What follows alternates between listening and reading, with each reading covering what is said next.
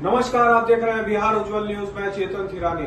आइए देखते हैं आज की ताजा खबरें। निरीक्षण तो एक बहुत ही ऐतिहासिक काम हो रहा है और यह राष्ट्र हित में है। इससे बहुत ऐसे जो नया पीढ़ी के हमारे नौजवान हैं उनका नाम नहीं जुड़ पाता था, क्योंकि पहले से जो बहुत मृत व्यक्ति है जिनका नाम नहीं कट पाया था, बहुत आदमी बाहर जाकर के बस गए, उनका नाम था, जिसकी वजह से चुनाव आयोग का हमेशा होता था कि 10% ही पर आना है, 20% ही पर आना है, और उनके रहते हुए उनका नाम नहीं जुट पाता था।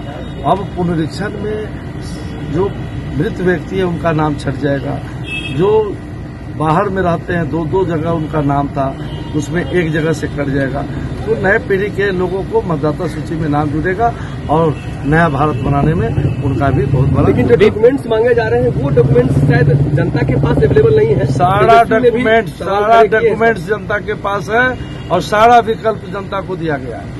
देखिए, कहीं ना कहीं ये समय को लेकर के भी विपक्ष जो है सवाल खड़ा कर रही है कि बहुत कम समय मिल पाया है, इतना में पॉसिबल नहीं। देखिए, समय देना चुनाव आयोग का काम है और मैं समझता हूं कि चुनाव आयोग सारे विषयों पर समझते हुए समय दिया गया।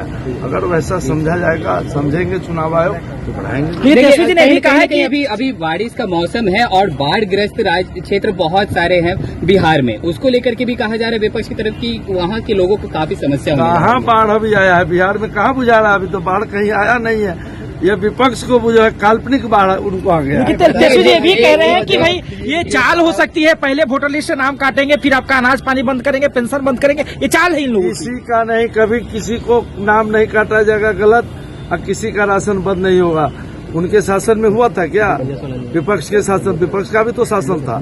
मोदी जी गरीबों के लिए काम करते हैं, किसानों के लिए काम करते हैं, नौजवानों के लिए काम करते हैं और करते रहे। अच्छा, चिराग पासवान जो कल सिवान से बयान दिए उसको लेकर के एनडीए में जो है आपसी मतभेद को लेकर के सवाल भी उठ रहे हैं कि चिराग पासवान बयान देते हैं कि हम बिहार में चुनाव लड़ेंगे, 243 पर लड़ेंगे। भाई, चिराग पासवान जी हमारे गठबंधन के बड़े नेता हैं और ऐसा कहीं कुछ नहीं है।